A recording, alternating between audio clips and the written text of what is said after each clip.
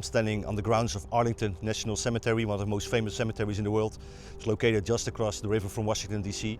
and it's a burial place of over 400,000 people. And over the coming weeks, there are a whole series of videos dropping where I visit a whole bunch of graves associated with various topics. And in this first episode, I'm going to visit some graves that are associated with the history of Arlington Cemetery, people who were important. Before we visit our first grave, let's talk a little bit about how this place came into existence. Why was this place picked as the burial spot?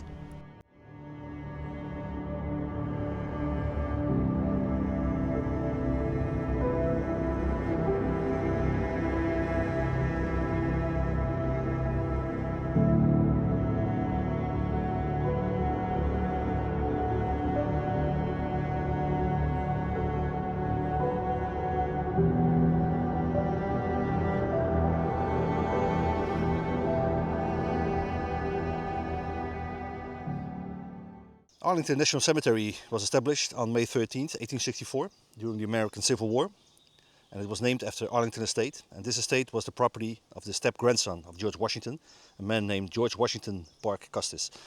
In 1802, he began building Arlington House as a memorial to his namesake, and who was the second husband of his grandmother. And Custis passed away in 1857, leaving the estate to his daughter, Mary Custis Lee, as he was married to then U.S. Army Lieutenant Robert E. Lee, who was later the overall commander of the Confederate States Army. And it was here at Arlington House that Lee decided to resign from the U.S. Army and join the Confederate States Army during the Civil War. When Virginia broke from the Union, Lee became the commander of the Army of Northern Virginia, and he allowed Confederate soldiers to use the estate as an outpost with a high ground that gave them a great military advantage over the Union capital. Fearing that the estate would soon be taken by Union forces, Mary Lee fled to live with her sister elsewhere in the state. And in 1862, the US government passed a law requiring property owners in Confederate states to pay property taxes in person. And Mary Lee could not travel due to the war, but she sent an agent to make the payment, but that person was turned away. And the government then declared the estate delinquent on taxes, and the property was auctioned off. And the US government purchased it for $26,800 on January 11th, 1864. In the intro, I already talked about Arlington House. Construction started in 1803 and it was finished up in 1818. And George Washington Parke Custis built the house as a memorial to his adopted grandfather, George Washington, and to display his collection of George Washington artifacts.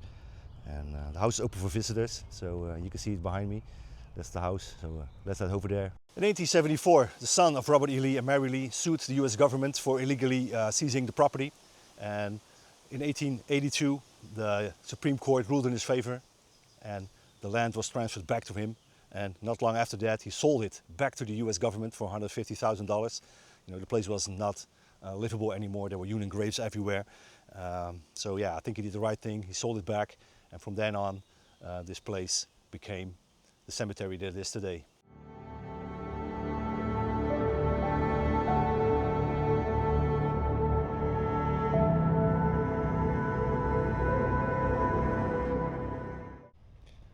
Parke Custis is buried in a vault. It's not open to the public, but there's a marker you can still see. And, this is that marker. On the left is the marker of George Washington Parke Custis. And on the right we have the one belonging to his wife, Mary. You know, the couple had 4 children, but only one survived childhood, and that was their daughter Mary, who we talked about in the beginning of this video. She was married to Robert E. Lee, and when those two passed away, they couldn't be buried here because of the history of this place. And Lee, his wife Mary, and their daughter, they are buried at Washington and Lee University in Lexington, Virginia. So yeah, pretty special to be here. One of the first, well, not the first grave here, but one of the very first, and the guy that lived at Arlington House, George Washington Parke Custis.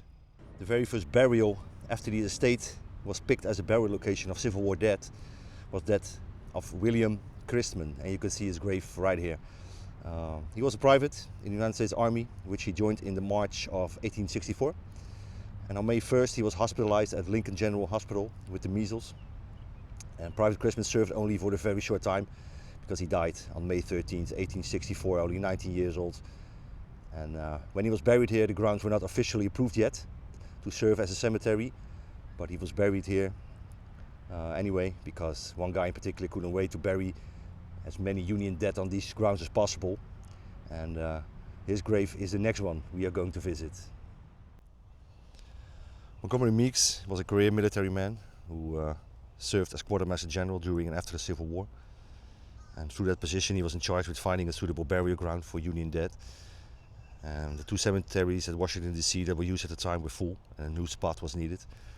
And as I said in the beginning of this video, the US government obtained Arlington Estate through a tax bill. And Arlington was the ideal location, not only because of its elevation, but Meigs, the guy resting here, also liked the idea of burying Union dead on Robert E. Lee's land, who he really didn't like, he detested him. And Meigs himself was a Southerner. He was born in Georgia, but he strongly opposed the secession and he supported the Union. No time was wasted, and the first burial of William Christman, who we just visited, happened a month before the official decision to use this land as a cemetery came through. Meigs was quoted saying he was grimly satisfied as the tombstones started to fill the hills surrounding the house. And he even went a step further to make sure the former home of General Lee was permanently transformed into a symbol of Union victory by burying the bodies of over 2,000 unknown soldiers in a mass grave, which he deliberately placed in Mrs. Lee's Rose Garden. And this tomb of the Civil War unknowns, dedicated in September of 1866, was a lasting punishment for Lee, who Meigs saw as a traitor to the nation. And Meigs died of pneumonia in 1891. He's buried here at Arlington with full military honors, and his grave is hard to miss. You can see it's pretty big. The grave to the left of him, I'm gonna walk over there, that belongs to his son. It's a bit smaller than his father's, but there's a nice statue on top of it. And on the right side, Meigs' father and grandfather are buried.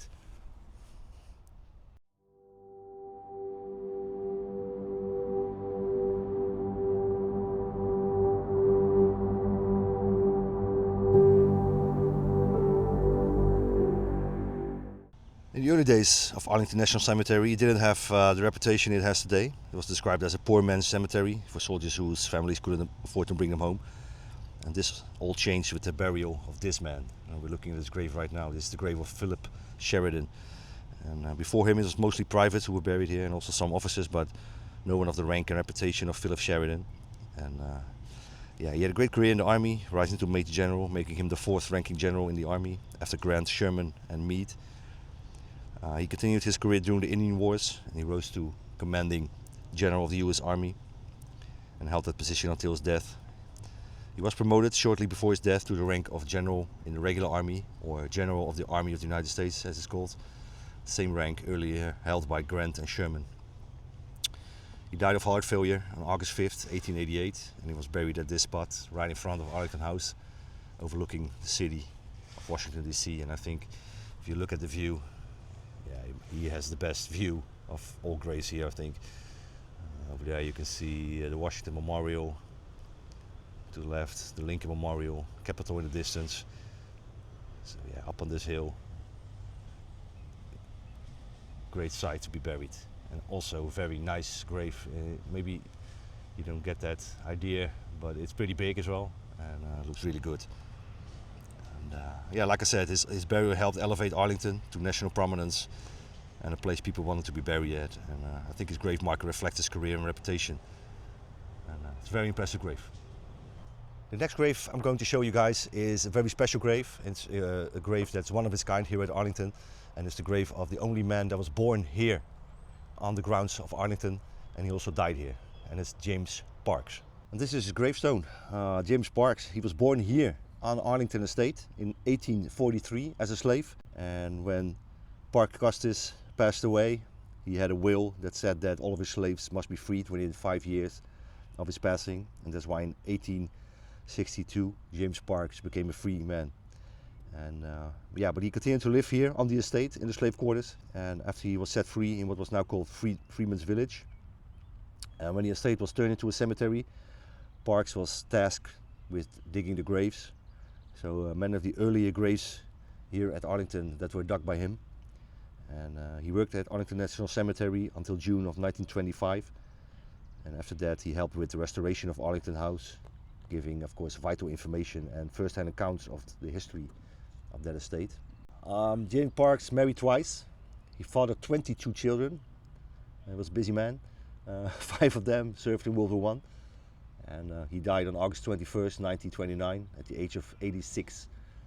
And prior to his death, the Secretary of War at the time authorized for him to be buried here at Arlington National Cemetery, even though he was a civilian.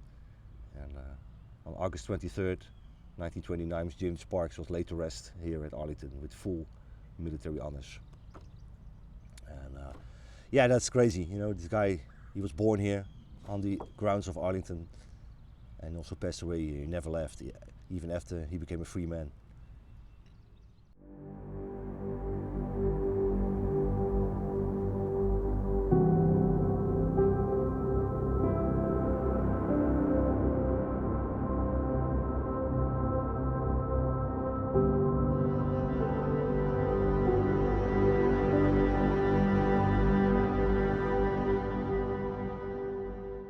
Arlington National Cemetery isn't normally a place where presidents of the United States are buried. They are usually buried in their home state or at some other place. But there are 2 presidents buried here at Arlington, and we're going to visit both of them. The first one is, of course, the most famous one. That's the grave of John F. Kennedy. That's to this day the most visited grave of the cemetery. I think almost everybody that visits this place goes to his grave. So I'm going to walk over there right now. It's a bit of a walk. You know, this place is huge. I'm on the outskirts of the cemetery right now. So while I walk over there, you're going to listen to voiceover Marcel. He's going to explain a little bit about JFK's grave and everything surrounding that. Because at the gravesite of JFK, you're expected to remain silent. You're not allowed to speak or at a really low volume. So that's not ideal for filming. So I'm going to switch over to voiceover Marcel. He's going to explain to you everything there is to know about JFK's gravesite. John Fitzgerald Kennedy, the 35th President of the United States, was assassinated on November 22nd, 1963, riding in a motorcade through Dealey Plaza in Dallas, Texas, and he was just 46 years old. His sudden death shocked the nation and marked a defining moment in modern American history. Jacqueline Kennedy chose Arlington National Cemetery as the place for her husband's burial, in part because of JFK's military service during World War II and his deep respect for the American sacrifice and tradition. And as a young man, he had served as a Navy officer in the Pacific, and he was awarded the Navy and Marine Corps Medal. His burial took place just 3 days after his death, on November 25th, 1963. An eternal flame, requested by Jacqueline Kennedy and inspired by similar memorials in Europe, was lit at the head of his grave. It has burned ever since, even being restored and upgraded over the years to ensure it never goes out. And the simple marble headstone, set within a white granite platform, sits beneath the flame. Nearby are markers for 2 of JFK's and Jacqueline's children, one who died shortly after birth and the other who was stillborn. Today, President Kennedy's grave remains the most visited at Arlington National Cemetery, and millions of people from around the world come here each year to pay their respects, not just to a president, but also to a moment in history that many see as the end of an era. Just a short walk from the grave of JFK are the graves of his 2 younger brothers. Robert F. Kennedy, who was a US Attorney General and Senator, and he was assassinated in 1968 while campaigning for the presidency. And the grave of Edward Ted Kennedy, who served in the US Senate for nearly half a century until his death in 2009. Together, the 3 Kennedy brothers are memorialized on this slope of Arlington, a family that left a lasting mark on American politics and whose legacy continues to draw visitors more than a half a century later. So that was the grave of John F. Kennedy and his brothers. Pretty special to go there. Like I said, one of the most visited graves, of the most visited grave here at the cemetery. But I said earlier on that there are 2 presidents buried here, and the second one is William Howard Taft. And this is the final resting place of William Howard Taft, the 27th President of the United States. He would later become the 10th Chief Justice of the Supreme Court. He's the only person in American history to hold both offices. And Taft served as president from 1909 until 1913, and he was handpicked by his predecessor and good friend Theodore Roosevelt. But while Roosevelt thrived on the presidency's demands, Taft found the role exhausting. It wasn't for him. But despite his reluctance, Taft's administration saw significant achievements, including civil service reform and the expansion of the postal saving systems. But his break with Roosevelt led to a split in the Republican Party, costing him his re-election in 1912. After that, Taft found his true calling in law. In 1921, President Warren G. Harding appointed him Chief Justice of the United States, a position he cherished far more than the presidency. And he once said, "I don't remember that I ever was president, but I do remember that I am Chief Justice." And William Howard Taft passed away in 1930, becoming the first president to be buried here at Arlington. And his legacy isn't just in politics, but also in law, where he helped shape the Supreme Court more modern role. Before we wrap up this video, it's time to visit one last grave, and that's the tomb of the unknown soldier. And it's a tomb or a grave that a lot of people go to when they visit the Arlington National Cemetery, and I highly suggest you do so if you visit this place. You can also see the changing of the guard there. It's a very impressive ceremony. And at the tomb of the unknown soldier, like at JFK's grave, people are expected to maintain respectful silence. So for once again, we're going to switch over to voiceover Marcel for that segment of this video. At the heart of Arlington National Cemetery lies one of the most sacred sites in the United States, the tomb of the unknown soldier. It's a place of silence, respect and reflection, and it honors those who gave everything in war, including their names. The original tomb was dedicated in 1921, following World War I, and the remains of an unidentified American soldier were brought home from a battlefield in France, buried here with full honors to represent all those who died in a war with no known grave. And inscribed on the marble tomb are the words, "Here rests in honored glory, an American soldier known but to God." Later, unknowns from World War II and the Korean War were interred beside the World War I unknown. Their identities were also lost to history. And in 1984, a fourth crypt was added, this time for an unknown American killed during the Vietnam War. But in 1998, advances in DNA technology identified those remains as that of Air Force First Lieutenant Michael Blassie. And at his family's request, his body was removed from the tomb and buried in his hometown of St. Louis, Missouri. And that crypt now bears the inscription, "Honoring and keeping faith with America's missing servicemen, 1958-1975. And the decision has been made that the tomb of the unknown soldier of the Vietnam War will remain empty. The tomb is watched over every hour of every day in all weather by the elite sentinels of the 3rd U.S. Infantry Regiment, nicknamed the Old Guard. And these soldiers undergo rigorous training and dedicate themselves to a life of discipline and perfection. Their measured steps, precise rifle movements and complete silence are part of a time-honored ritual, the changing of the guard. This ceremony takes place every 30 or 60 minutes, depending on the season, and the sentinel marches exactly 21 steps in each direction, a number symbolizing the highest military honor, the 21 gun salute. Every detail is deliberate and every motion a tribute to the unknowns.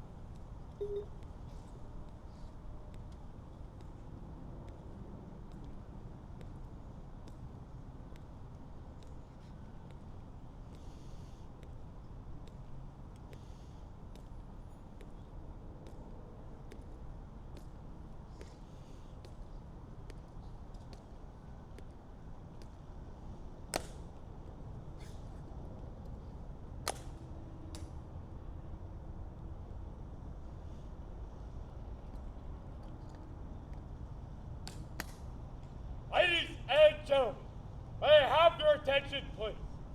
I am First Lieutenant Stolarski of the 3rd Infantry Regiment, United States Army, Commander of the Guard to the unknown soldier.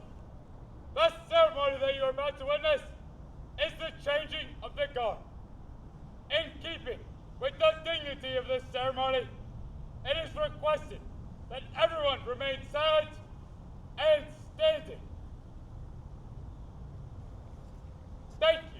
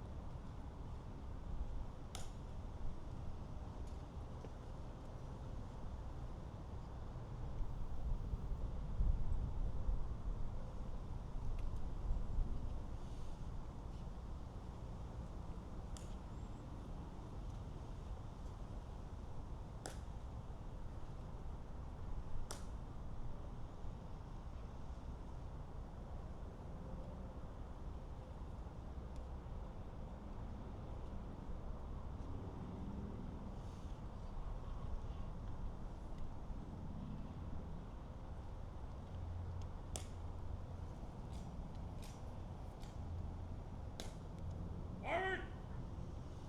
Out!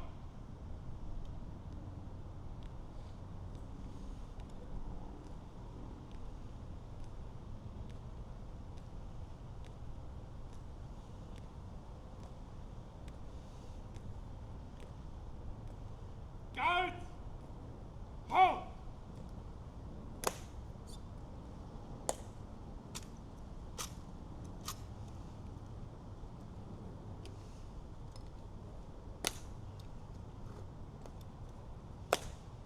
Forward! Out!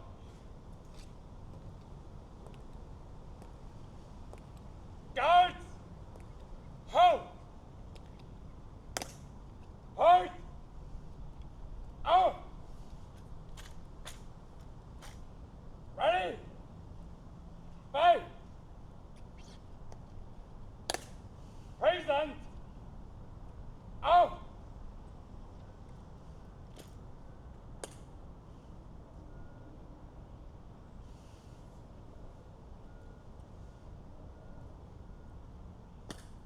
Halt!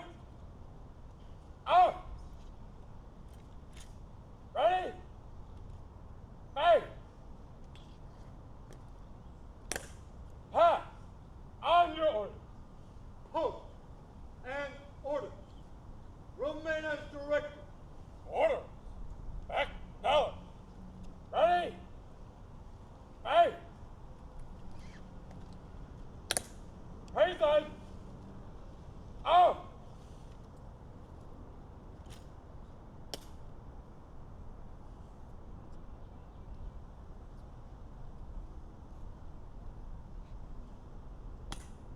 Right shoulder out.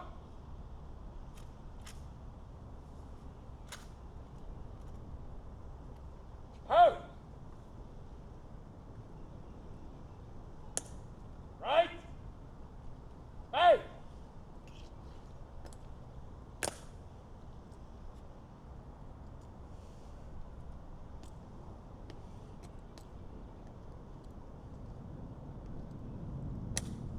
All right.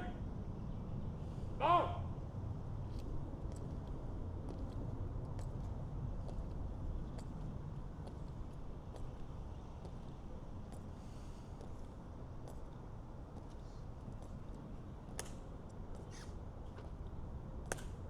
Out. Out.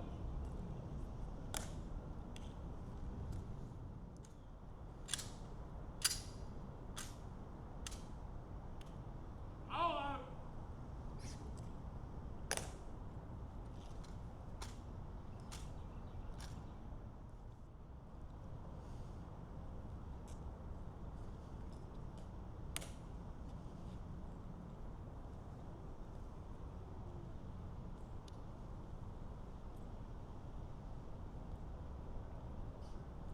And with the changing of the guard and the tomb of the unknown soldier, we have come to the end of this video, the first episode in the Arlington series. And I hope you enjoyed this little trip into the history of Arlington and all the graves I showed you that are connected with that history, and yeah, those graves that helped elevate this place to the status that it has today. And so for the next episode number 2, we are going to visit graves that are connected to a very famous TV show that I think almost everybody has seen, Band of Brothers. If you don't want to miss that one, make sure to subscribe to the channel, hit the notification bell so you get a notification when that video drops. It's going to be a really interesting one. There's a whole bunch of graves here at Arlington that are connected to Band of Brothers, and also some guys that served in Easy Company that aren't featured in the show, but we're still going to visit them. So yeah, make sure to check that one out when it drops. For now, thanks for watching. I hope to see you on the next one. Bye bye.